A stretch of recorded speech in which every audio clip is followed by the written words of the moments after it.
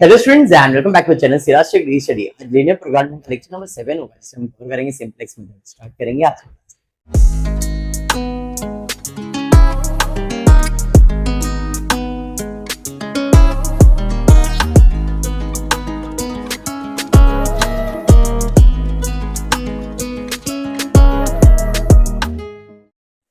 अच्छा, in the previous lecture simplex method के अभी सम्स आ गए आप लोगों को, ऐसा मेरा अजम्पशन है। आज की क्लास में वर्ड प्रॉब्लम लेंगे। वर्ड प्रॉब्लम से पहले क्वेश्चन फ्रेम करेंगे, क्वेश्चन फ्रेम करके फिर उसे सिंपलेक्स मेथड में सॉल्व करेंगे। जैसे आपके सामने क्वेश्चन है, ऐसा ही सेम क्वेश्चन ग्राफिकल मेथड में भी हमने किया है। ये ग्राफिकल मेथड में भी आ सकता है, सिंपलेक्स में भी आ सकता है। क्वेश्चन दिया है, ध्यान से पढ़ना और फ्रेम कैसे करते हैं वो देखना। A firm manufacture 2 product. एक कंपनी कितने प्रोडक्ट बना रही है? 2। जो भी प्रोडक्ट बना रही है वो हमेशा हेडिंग रहेगा।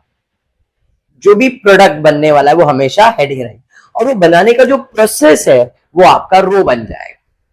ठीक है, जो भी बना रहे हो वो कॉलम में आएगा, और जैसे बनने वाला जो प्रोसेस है वो किधर आएगा? रो में आएगा। तो यहाँ पे हम 2 प्रोडक्ट बना रहे हैं। एक का नाम है डेस्क चेयर एंड दूसरे का नाम है book shelf with the help of machinery. ये बनाने के लिए हमको मशीन की जरूरत है।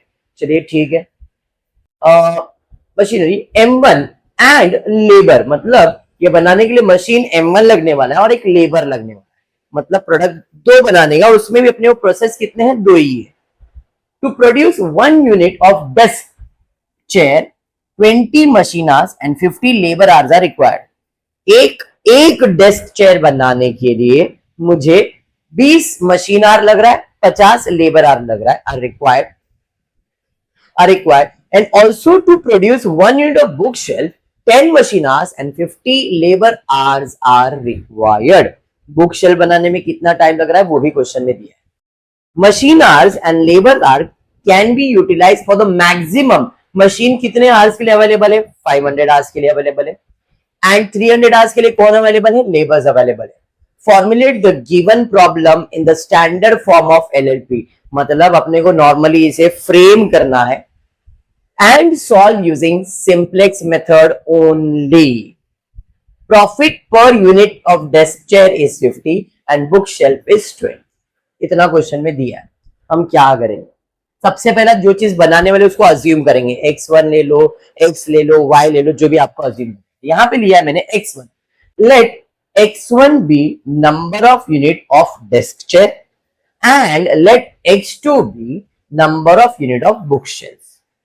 ठीक है, टेबल बनाना। X1 जो प्रोडक्ट बनाना है वो हमेशा हेडिंग रहेगा, और ये बनाने के लिए अपने को 2 चीज लगने वाला है, M1 और लेबर, मशीन और लेबर, बराबर है। अब इंफॉर्मेशन में जाते हैं। To produce 1 unit of desk chair. Desk chair मतलब X1 है। X1 बनाने के लिए 1 यूनिट बनाने के लिए कितना मशीन आवर लग रहा है? लेबर कितना लग रहा है? बराबर है। फॉर्मुलेशन समझा। 1 unit of book shelf required 10 machine hours and 50 labour. Book shelf मतलब X2, 10 एंड 50। मैक्सिमम मशीन कितने आवर्स के लिए अवेलेबल है? मैक्सिमम लेबर कितने के लिए अवेलेबल है? फॉर्मुलेशन समझा। उसके अलावा प्रॉफिट दिया, तो प्रॉफिट हमेशा क्या होता है? मैक्सिमाइज, और कॉस्ट हमेशा क्या होता है? मिनिमाइज।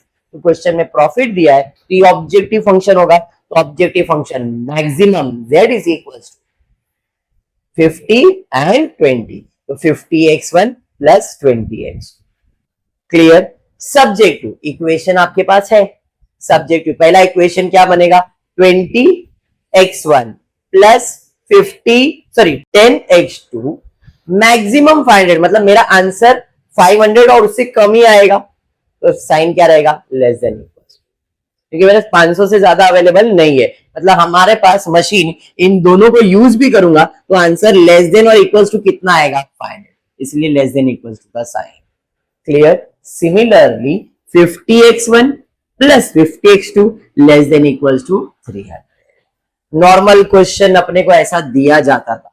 आज वर्ड प्रॉब्लम है, हमने इसे फॉर्मुलेट किया, इसे फॉर्मुलेशन कहते हैं।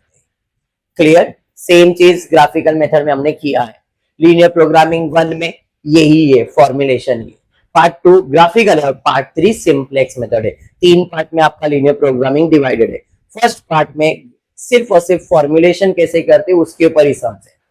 सेकेंड पार्ट लीनियर प्रोग्रामिंग 2 के अंदर ग्राफिकल मेथड के सम्स है और लीनियर प्रोग्रामिंग 3 जो है उसमें सिंप्लेक्स मेथड के सम्स है। तीनों का एक जैसा ही कैटेगरी भी सब सेम है, खाली फर्स्ट पार्ट में इतना ही करना है, सेकेंड पार्ट में ग्राफिकल सॉल्व करना, थर्ड पार्ट में सेम क्वेश्चन को सिंप्लेक्स मेथड से। Lesson clear? चलिए अब बढ़ते, कितने इक्वेशन है भाई अपने पास? तो S1 S2 0S1 0S, perfect, clear. Simplex table CBI CJ basic variable x1 x2 s1 s2, x1 का कॉस्ट है 50 20 0 0, एंटर होगा S1 0 S2 0, equation 20 10 1 0, solution 500 50 50 0 1 300। Any doubt? पक्का? चलिए अब ZJ फाइंड करेंगे। सब पहला टेबल में 0 ही आने वाला है, कुछ भी का सॉल्यूशन निकालो, कोई जरूरत तो नहीं। अब डेल्टा निकालेंगे। डेल्टा का फॉर्मूला है CJ minus ZJ। 50 minus 0 20 minus 0 0 minus 0 0 minus 0। Rule क्या कहता है? मैक्सिमाइजिंग का सम है तो 0 और नेगेटिव आना चाहिए, है क्या? नहीं। तो मैक्सिमम नंबर क्या है यहाँ पे? 50। तो 50 को सिलेक्ट किया और इसे कॉलम बना दिया। क्लियर है? हाँ जी। अब जो वैल्यूज है उससे सॉल्यूशन को डिवाइड करना है। तो 500 डिवाइडेड बाय 20, 0 0 कैंसल, 25 हो जाएगा ना।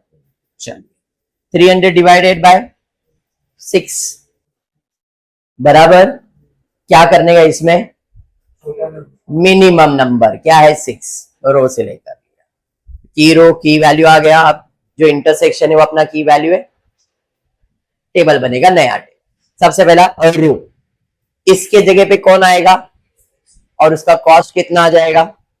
50। अब क्या करने का है? की वैल्यू से सबको डिवाइड करना है। 50 divide by 50, 50 divide by 50, 0 divide by 50, 1 divide by 50, 300 divide by 50। पहला वैल्यू क्लियर। रो में क्या करना है? की वैल्यू से सबको डिवाइड करना। डन है। आ जाते हैं नेक्स्ट न्यू वैल्यू S2 के लिए। इसका कॉस्ट तो 0 ही रहेगा। टेबल ले लेते। फॉर्मूला क्या है? New value is equal to old value minus column into row divide by की।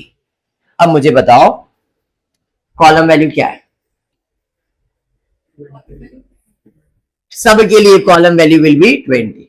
इसके लिए रो वैल्यू, इसके लिए रो वैल्यू, इसके लिए रो वैल्यू, इसके लिए रो वैल्यू, इसके लिए रो वैल्यू, बट सबके लिए कॉलम वैल्यू तो यही रहेगा। बराबर है? सबका column value will be 20। S1 के लिए अगर वो S2 रहता तो उसका कॉलम वैल्यू क्या रहता? 50 कॉलम। क्लियर? चलिए आ जाते हैं सॉल्यूशन की तरफ। अब फटफट आप आंसर देंगे। सबसे पहला ओल्ड वैल्यू कितना है? 20। Old value is 20। Column value कितना? 20। की वैल्यू कितना? 20 इंटू 50 डिवाइडेड बाय 50, 0। देखो 0 आया। बराबर। चलिए ओल्ड वैल्यू क्या है? 10। Column value, row value divided by 50, key value 10 में से 20 जाएगा तो -10, -10 ना। बराबर है। फिर ओल्ड वैल्यू -20, रो वैल्यू, कॉलम वैल्यू, सॉरी की वैल्यू 1 हो जाएगा। तो 0 से मल्टीप्लाई करो तो वही रहने वाला है। बराबर है। दूसरा आंसर भी साथ में आ गया। चल ओल्ड वैल्यू 0, 20 की वैल्यू अपॉन 50 कैंसिल होगा, 0 0 कैंसिल हो गया, 2 1 2, 0 माइनस 2 अपॉन 5 -2 अपॉन 5। देखो -2 अपॉन 5, समझा? सॉल्यूशन पे जाएंगे। Old value minus column value, row value, की वैल्यू 50, ये तो 6 हो जाएगा, ये 12 6 120 हो जाएगा। बराबर। 500 माइनस 120 करोगे तो 380, 380 आएगा, समझ गया। तो I got all the new values. अब ZJ बराबर है, चलिए भाई ZJ कैसे, 0 और 50 तो 50 हो जाएगा, 0 और 50 50 हो जाएगा, 0 और 0 0 रहेगा, 0 और 1 हो जाएगा, बराबर ना। चलिए डेल्टा फाइंड करें, 50 माइनस 50, 20 माइनस 50, 0 माइनस 0 और डेल्टा आ गया आंसर। तो सोल्यूशन सॉल्व करना पड़ेगा। सोल्यूशन कैसे, 380 इंटू 0 0, 6 इंटू 50 300, इसका आंसर 300। झालं सम है, कॉन्फिडेंस वाइंड अप कर सकते हैं सिंपलेक्स मेथड। मैंने 2 ही वेरिएबल वाला सम करवाया है मैक्सिमम, आप 3 वाला भी करोगे तो ऐसे ही सॉल्व होगा। अगर ऐसा है रिक्वायरमेंट कि 3 वाला करवाओ तो एक इक्वेशन 3 वाला करवा दूंगा अगर बोलते हो तो। और अगर ऐसा है कि प्रैक्टिस कर सकते हो तो फिर नया टॉपिक चालू, नेटवर्क, क्योंकि नेटवर्किंग में टाइम जाने वाला अपने को। अब 15 तारीख को एग्जाम है, तो आज तारीख क्या चल रहा है अपना 23। मेरा टारगेट ये है कि ये मंथ के एंड तक या अप्रैल के फर्स्ट मतलब 2-5 तारीख तक वाइंड अप करने का। आई थिंक तुम लोगों को 10 दिन प्रिपरेशन का टाइम। तो बोलो करना है इसके आगे 3 वाला, आप ऑफलाइन प्रैक्टिस कर लोगे ना, मैं तो इधर ही हूं ना, चलेगा। चलिए फिर आज इतना ही करते, नेक्स्ट लेक्चर में कुछ नए सम्स यानी कि नए टॉपिक से स्टार्ट करते हैं। मोस्टली नेटवर्किंग लेक्चर स्किप नहीं करना, उसका रीजन ये कि नेटवर्किंग का हर लेक्चर एक दूसरे से कनेक्टेड रहेगा। If you skip any of the lectures ना तो प्रॉब्लम आ जाएगा। और नेटवर्किंग 2 पार्ट्स में डिवाइडेड है, दोनों एक्चुअली में 3 पार्ट्स में डिवाइडेड है। तीसरा पार्ट सिंपल है, दूसरा पार्ट थोड़ा डिफिकल्ट है और वही ज्यादा इंपॉर्टेंट है। क्रैशिंग करके एक टॉपिक है करके, वो ज्यादा थोड़ा इंपॉर्टेंट। नेटवर्किंग के ऊपर डायग्राम बनाना सिंपल हो जाएगा, बट क्रैशिंग का जो पार्ट है ना वो थोड़ा सा डिफिकल्ट है। पॉट इज वेरी सिंपल, आता ही एग्जाम में, पॉट एनालिसिस है नेटवर्क के अंदर, टेबल वाला है, तो वो सिंपल है। इसलिए बोलता हूँ लेक्चर आप लोग स्किप नहीं करना। मंडे से, मंडे नहीं, मंडे होली है वगैरह, तो ट्यूसडे से रेगुलर नेटवर्किंग चालू करता हूँ। ओके, तो आज इतना ही करते हो। फुल वीडियो पसंद आए तो प्लीज वीडियो को लाइक कर देना, फ्रेंड्स ग्रुप में शेयर करना, चैनल को सब्सक्राइब करना। Thank you for watching the video.